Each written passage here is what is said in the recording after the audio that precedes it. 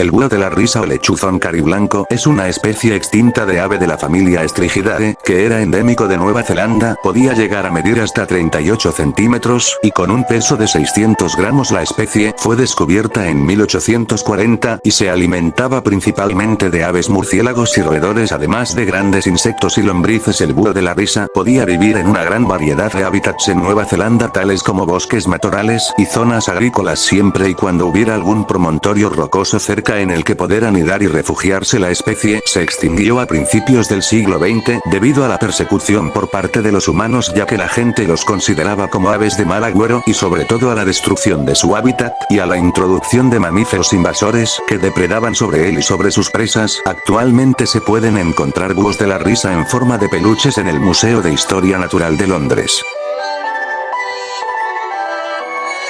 El rinoceronte negro occidental, también conocido como rinoceronte negro de África Occidental, es una subespecie extinta de rinoceronte negro que habitaba en África Occidental. Podía llegar a medir hasta 3,80 metros de largo y alrededor de 1,70 metros de altura, con un peso de entre 800 y 1.300 kilos. Era considerado como la subespecie más rara de rinoceronte negro. Este animal fue relativamente abundante hasta comienzos del siglo XX, cuando su población empezó a disminuir rápidamente por culpa de la caza furtiva. En la década de 1930 su población aumentó ligeramente gracias a que el gobierno tomó medidas para su conservación. Sin embargo, tristemente la cacería continuó y para el año 2000 ya solo quedaban 10 ejemplares. Finalmente en el año 2011 se le declaró oficialmente extinto.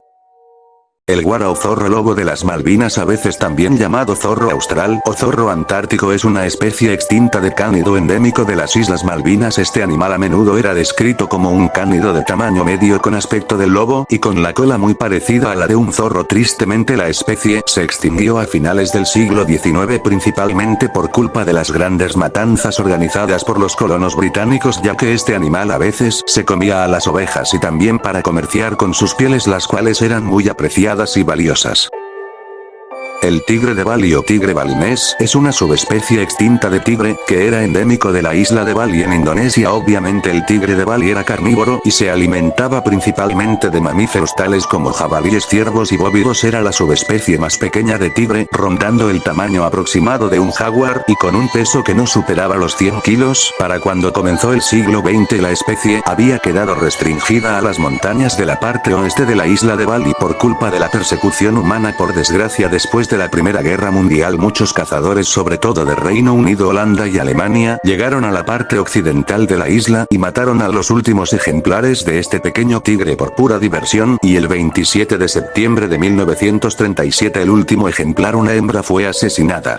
El león del Cabo es una subespecie extinta de león que solía habitar en las llanuras herbáceas del Karoo en Sudáfrica. El león del Cabo era el más grande de las subespecies que habitaban originalmente en el actual territorio sudafricano, pues se estima que los machos podían alcanzar hasta los 250 kilos de peso, mientras que las hembras eran bastante más pequeñas, pesando unos 150 kilos. A menudo se asume que su extinción fue culpa de los colonos neerlandeses, los Boers, pero en realidad los verdaderos culpables de su extinción fueron los ingleses, quienes se apoderaron de la colonia neerlandesa del Cabo a comienzos del siglo XIX y empezaron a matar a estos leones por diversión y en venganza por sus ataques al ganado. Finalmente en 1877 se mató al último ejemplar.